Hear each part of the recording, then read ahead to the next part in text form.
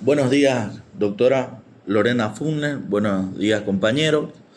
Para el análisis del caso en concreto, mi persona, hoy en la materia de derecho minero e hidrocarburífero, dentro del análisis y la investigación concretamente que hemos realizado, mi persona le va a hablar sobre el proyecto que hemos denominado conjuntamente con mis compañeros las etapas de la actividad hidrocarburífera, los contratos petroleros y la sostenibilidad ambiental. Analizando dentro de el análisis de la investigación, determinando, perdón, dentro del análisis de la investigación, los tres parámetros que con carácter obligatorio como requisito sine qua non se deben dar, así como también la factibilidad técnico y legal que se requiere para realizar un proyecto. Se debe tomar en cuenta que este proyecto, ya al margen de la viabilidad contractual que debe tener, se requiere que tenga tres eh, análisis de factibilidad legal. De conformidad al artículo 359 de la Constitución Política del Estado, de la Constitución promulgada en el año 2009, se determinó el inalienable derecho y el dominio del sector del Estado sobre los recursos naturales, es decir,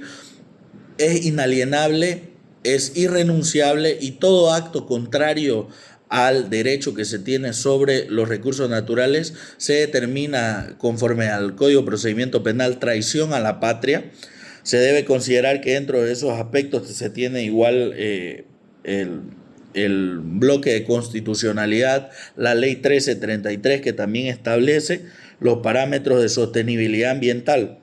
Ahora bien, para entrar en contexto, se requieren tres elementos fundamentales para darse la sostenibilidad contractual y que ese contrato de servicios con una empresa no sea nulo.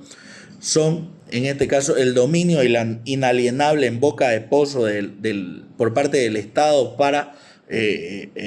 administrar esos recursos naturales que una empresa privada que hace la inversión, que realiza la exploración, la explotación y para el caso el concreto, ya en el Pozo Huancaina, ubicado en la localidad de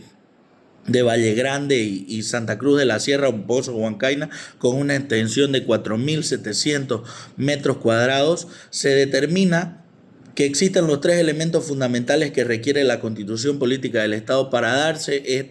esta factibilidad legal. Por un lado, el dominio absoluto del Estado sobre esos recursos naturales sobre boca de pozo, es decir, lo que haya encontrado la empresa de servicio. Segundo, el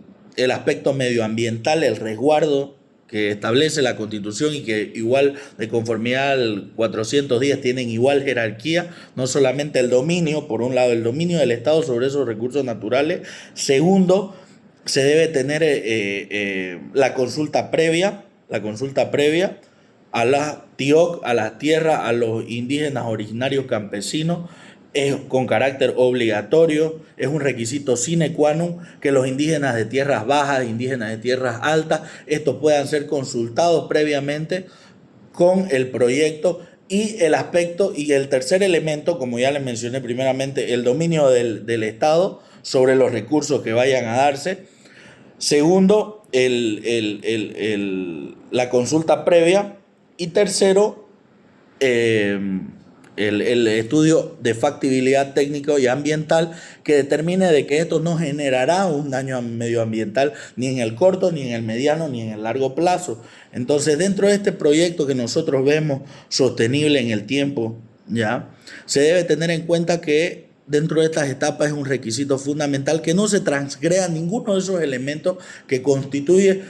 que establece la Constitución y manda y ordena y sanciona el Código Penal de conformidad al artículo 359 de la Constitución Política del Estado, que esos contratos no deben tener bajo ningún concepto alguna actividad contraria a esos tres elementos fundamentales que constituye un contrato de servicio, ya para la elaboración de un contrato petrolero y la sostenibilidad del mismo, ¿no? Entonces, ese es el análisis que nosotros tenemos para el cual en el presente proyecto se ha determinado que no transgrede ni el dominio sobre el Estado, porque todo contrato es nulo de pleno derecho, ya bajo prevenciones de ley, y que el administrador, en este caso el representante o la empresa privada que vaya a realizar un acto contrario a eso, se determina traición a la patria. Por lo tanto,